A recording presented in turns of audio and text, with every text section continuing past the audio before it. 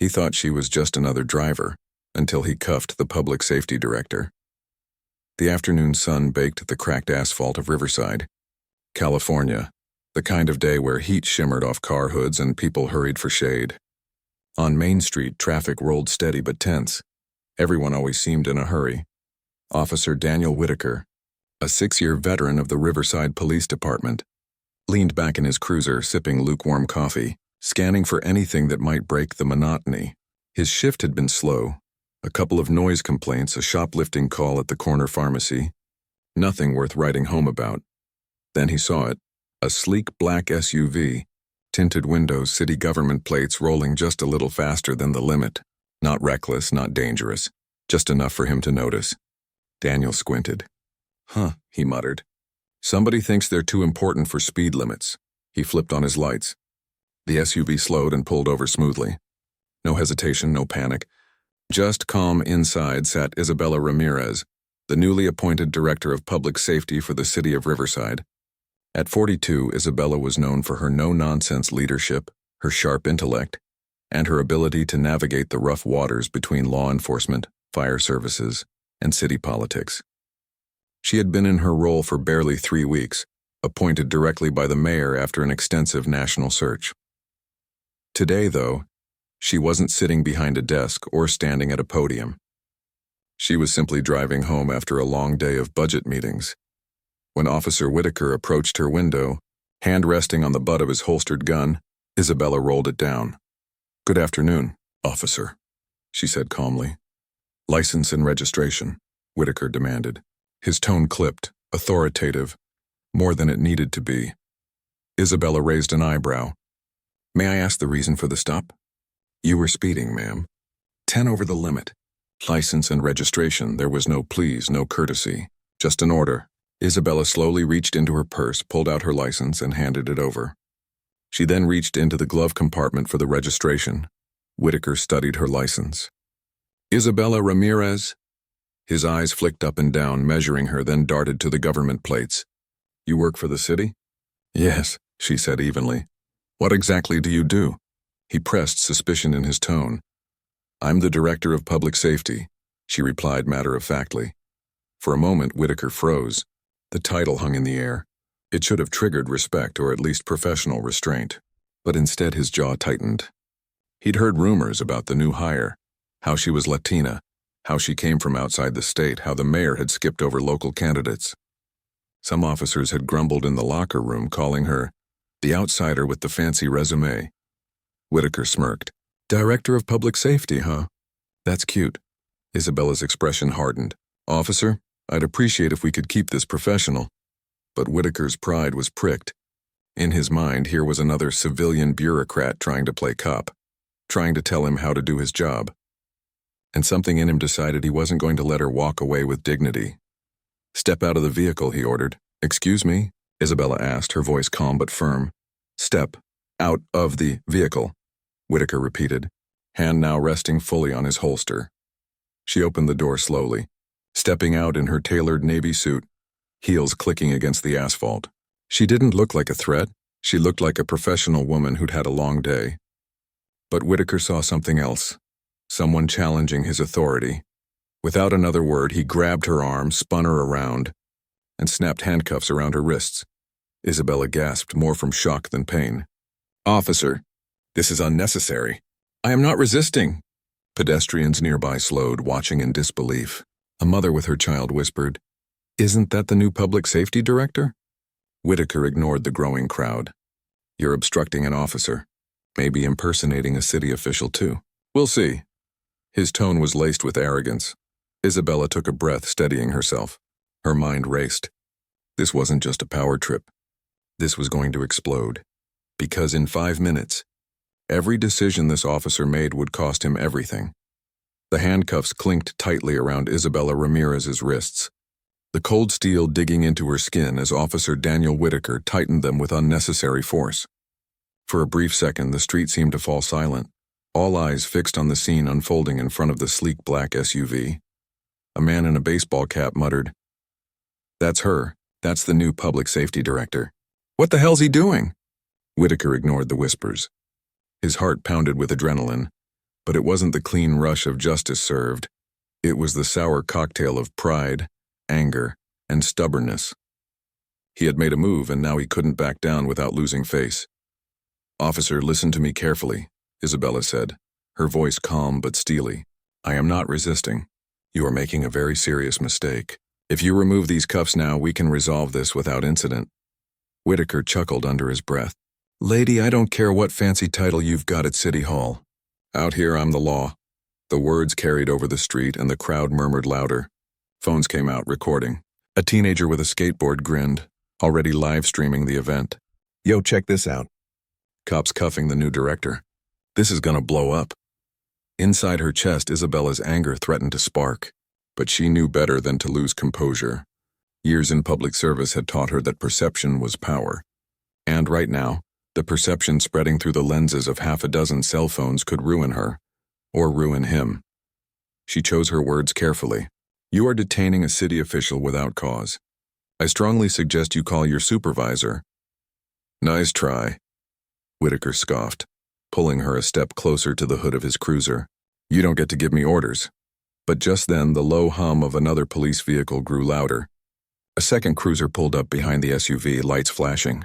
Out stepped Sergeant Carla Jennings, Whitaker's immediate supervisor. Jennings was a 20-year veteran, sharp-eyed, steady, respected across the department. The sergeant's gaze fell on Isabella in cuffs, her tailored suit immaculate despite the rough treatment, her calm eyes unwavering. Recognition flashed instantly. Jennings had been in the same room during Isabella's swearing-in ceremony just weeks ago. "Whitaker," Jennings barked, striding forward. "What the hell is going on here?" Whitaker straightened, defensive. "Traffic stop, Sarge. Driver was obstructing. Claims she's some big shot at City Hall. Thought I'd bring her in for questioning." Jennings froze, her eyes narrowing. "Some big shot? That's the Director of Public Safety." The crowd erupted in gasps and chatter.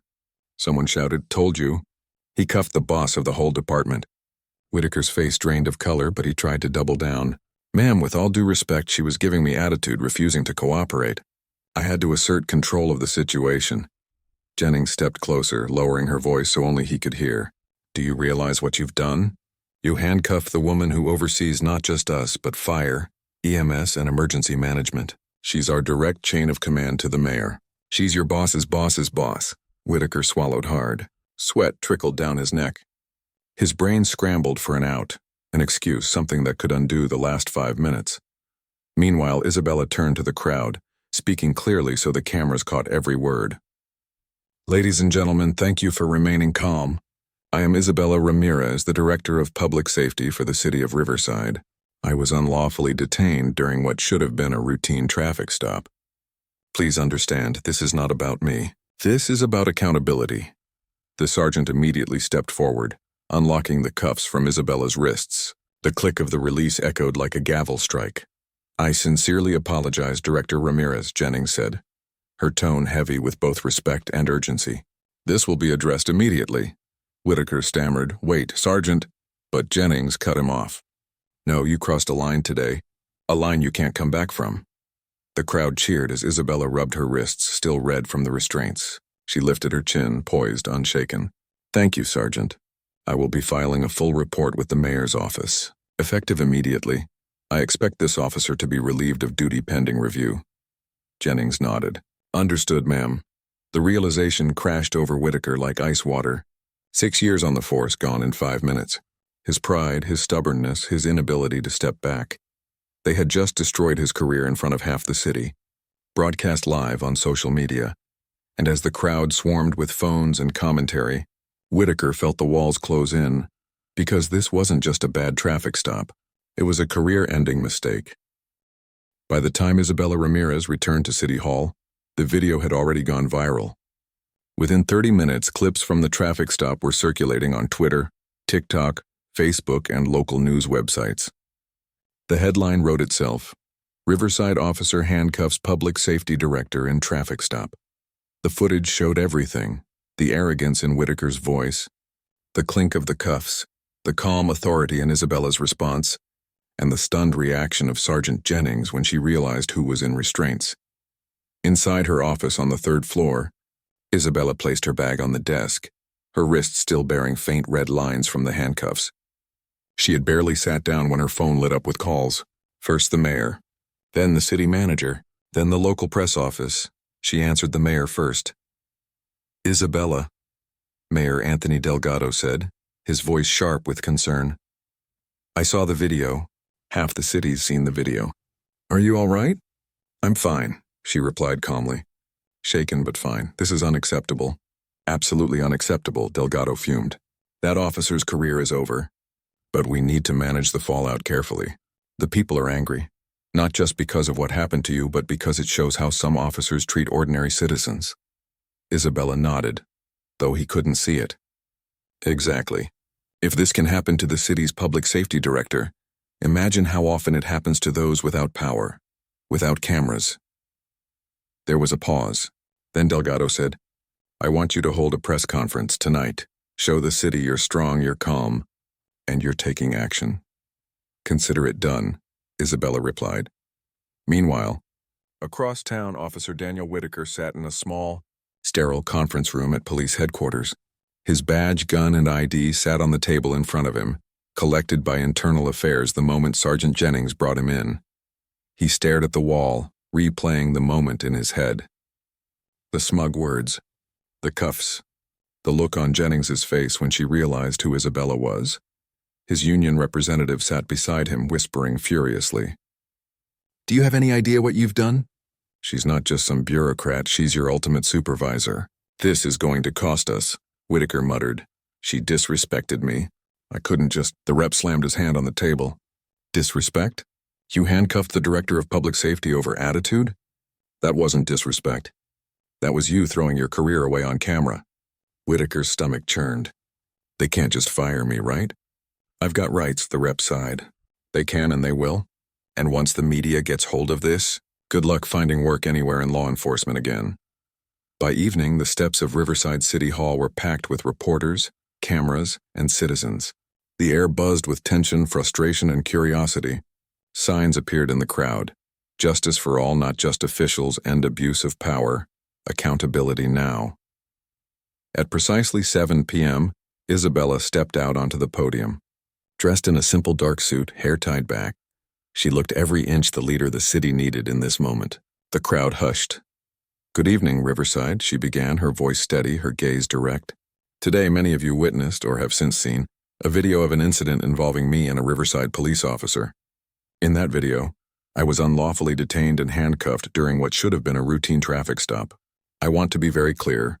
I am not above the law, and I expect to be treated the same as any other citizen. But no citizen, no matter their job, their background, or their race, should ever be treated with arrogance, disrespect, or unnecessary force." The crowd erupted in applause. Isabella raised her hand slightly, signaling for quiet. "This is not just about me. This is about accountability. If an officer can act this way toward the city's director of public safety, then how are they treating those without titles, without influence, without cameras recording? That is the question we must face together as a community." She paused, letting the words sink in. Effective immediately, Officer Daniel Whitaker has been relieved of duty pending termination. The city is launching a full review of our traffic stop procedures, officer training, and disciplinary policies. Change must come. Not tomorrow, not next year, but now. The crowd cheered again, some chanting her name. "Ramirez! Ramirez!" Behind the cameras, Mayor Delgado watched with relief. She was hitting exactly the right notes, firm, calm, principled. The city needed a face of leadership, and tonight Isabella had become that face. But as the press conference ended, in a quiet office 2 blocks away, a group of officers sat watching the live stream on a laptop. Some shook their heads in disbelief, others muttered under their breath. "She threw him under the bus in less than a day. She's making us all look like villains. She's not one of us. Never was." A divide was growing, not just between Isabella and Whitaker, but between Isabella and certain corners of the department she now led. And that divide was about to widen into a battle that could shake the entire city. The morning after the press conference, City Hall buzzed like a hive. Phones rang nonstop, inboxes overflowed, and the mayor's staff scrambled to manage the media storm. Headlines screamed from every local paper. Public Safety Director humiliated during traffic stop. Officer fired after handcuffing city official. Ramirez calls for accountability. Talk radio was ablaze, callers arguing fiercely. Some hailed Isabella as a hero standing against arrogance in uniform. Others insisted she had overstepped, accusing her of making an example out of a cop for political gain. Inside police headquarters, the atmosphere was heavier than the California heat. Officers clustered in corners, whispering. The locker room chatter wasn't about last night's game or weekend plans, it was about her. She embarrassed us in front of the whole city, one officer muttered, slamming his locker shut. Another shook his head. No, Whitaker embarrassed himself. She just told the truth. A third leaned in. Doesn't matter. Perception is reality. And right now the perception is we're all bad cops who throw people in cuffs for fun. Division lines hardened. Some officers resented Isabella, seeing her as an outsider who didn't understand the streets. Others respected her composure, acknowledging that Whitaker's downfall was his own doing. But the split was undeniable. In her office, Isabella sat at her desk reviewing a stack of reports. Sergeant Carla Jennings entered, closing the door softly behind her. "Director," Jennings said, standing tall, "I thought you should know. Some of the rank and file aren't happy. A few are grumbling that you acted too fast with Whitaker." Isabella looked up, eyes sharp. "Too fast?" "Sergeant, he handcuffed a city official on camera with no cause. He undermined public trust in this department." "That's not a debate, it's misconduct." Jennings nodded. "I agree. But there's talk in the halls. Union chatter, too. They're framing it as you throwing one of your own under the bus." Isabella sighed, leaning back in her chair. She had expected pushback. What she hadn't expected was the speed with which it spread. "I didn't come here to win popularity contests," Isabella said firmly. "I came here to reform a system that's losing the people's trust. If some officers can't handle accountability, then maybe they shouldn't wear the badge." Jennings gave a tight smile. "That's the right answer. But brace yourself. This is going to get uglier before it gets better." By noon, the ugliness arrived. A protest gathered outside police headquarters. Citizens held signs demanding change. "Justice is blind, not biased," one read. Others carried posters with still shots from the viral video, Whitaker's hand gripping Isabella's arm. Chants echoed down the block. "No more abuse. No more abuse." Reporters swarmed the sidewalks, covering the protest live. Every chant, every sign, every angry face became part of the narrative. Inside, officers watched from the windows, some bristling. "They're painting us all as monsters," one grumbled. But outside, the protesters weren't just angry, they were energized. For many, Isabella's humiliation wasn't shocking. It was familiar. They saw their own experiences in her calm words on the podium. She had become a symbol of what they endured but rarely saw acknowledged. That evening, Isabella met with Mayor Delgado and the city council in a closed-door session. The room crackled with tension. Councilman Reed, a graying man with a skeptical frown, leaned forward. "Director Ramirez, do you realize what you've done? The police union is furious. They're calling for a vote of no confidence in your leadership." Isabella met his gaze without flinching. "Councilman, if standing up for accountability costs me popularity with a union, so be it. My duty is to the people of this city, not to protecting bruised egos." Another council member, a woman named Patel, nodded in agreement. "She's right. The public is behind her. The protests aren't against her. They're against the culture that allowed Whitaker to act that way in the first place." Reed scowled. "Public support is fickle.